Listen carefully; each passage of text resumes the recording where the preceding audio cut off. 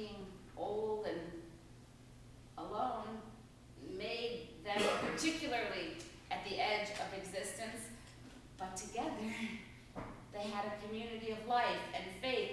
Clearly the story attests that Peter, the church, us, are entrusted with the same kind of resurrection power of Jesus, who speaks and acts on behalf of God. We are to be those who create life, life-giving community.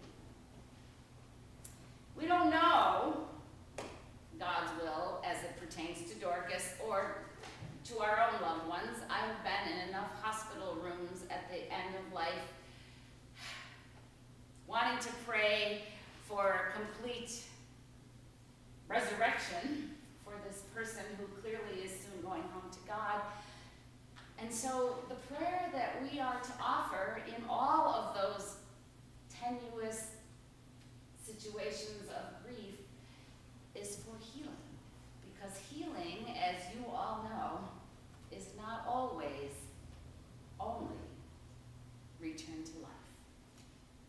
There's a distinction between praying for a cure, which seems to dictate to God what we know to be the best thing, and praying for healing, which comes often in unexpected ways. God's Spirit does intervene on our behalf, yet healing that comes often surprises us and causes us to catch our collective breath.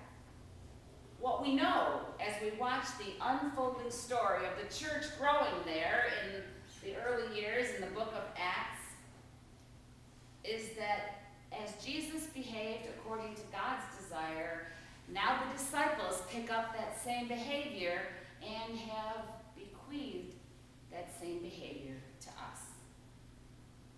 Note well, Jesus, and therefore we, does not come with power, but he comes, serving.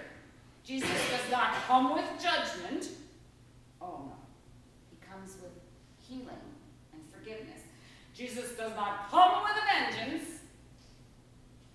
He comes with a soft heart, offering forgiveness. In short, as Jesus' coming did not fit the expectations of God that those waiting for the Messiah had, so our ministry need not be some enormous public event, but the little things day by day. There's a little note at the end of our reading about Peter and Tabitha, which says, Peter goes to spend time with Simon, a tanner. Oh, yeah, a man who deals with the skins of dead animals, another forbidden Jewish tradition.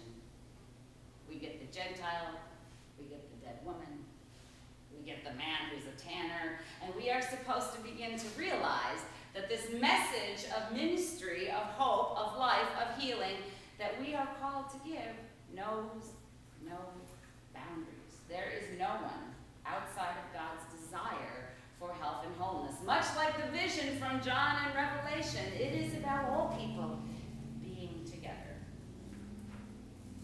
And I want to give this little picture from John's gospel this morning. Jesus is in the temple. That's what it meant to be on Solomon's porch. And since this is part of the Good Shepherd story, we're supposed to hear the bleating of those lambs as they are laid on the altar for sacrifice. How long will you keep us in suspense, Jesus? Tell us plainly, are you the Messiah? You gotta kind of feel Jesus taking a big breath, shaking his head. I told you, he said, and yet you don't believe. The works that I do in God's name testify to who I am. I don't want you to miss that. That is so important. It is what we see Jesus doing that tells us he is of God. It's not what he said. It's not what he taught. It's what he did. And so, in the same way, friends, for us, it is not in our words, although words carry power and we best use them carefully. It is in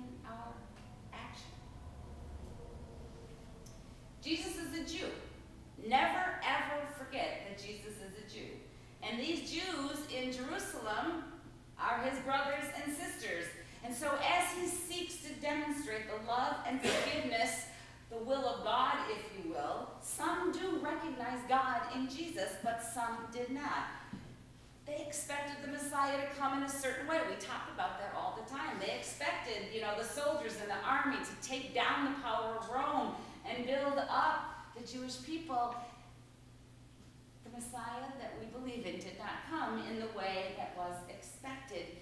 But what Jesus is saying in John's Gospel is not anti-Semitic. It is not a judgment against all Jews. This is a family squabble that Jesus is having with his brothers and sisters. That's so important that we not, in our Christian triumphalism, presume that we know better than our Jewish brothers and sisters. Jesus was not doing that. He was simply saying, look at me. What do you see me do? Do you not see God in what I'm doing? And some did, and some didn't. My sheep hear my voice and follow me, Jesus says. And that, friends, is the challenge for us. Recognizing Jesus' voice calling to us in the middle of our crazy world. Recognizing and then doing the works in the midst of our crazy world. Caring for our earth. Taking action around children who live in unsafe situations, naming alcoholism as a serious problem, disallowing domestic violence to happen when we know it's going on. I mean, it's the little things as well as figuring out a way not to continue to poison our earth. Jesus, as we see throughout the Gospels, constantly performs acts that restore life. They bring people back into community. They bring them back into health. They bring families back into reconciliation. The parables, the teaching stories. Countering bad shame, blame theology Jesus does, because, there were all those rules about who was in and who was out, and who you could touch and who you couldn't touch, and when you could cut grain and when you couldn't cut grain. And what does Jesus do? He heals Canaanite children, all those Canaanites. He heals, Roman children, And he even heals the synagogue leader's daughter to show that bad things happen all the time to all kinds of people, and the only response is to bring life wherever there is sadness and hurt.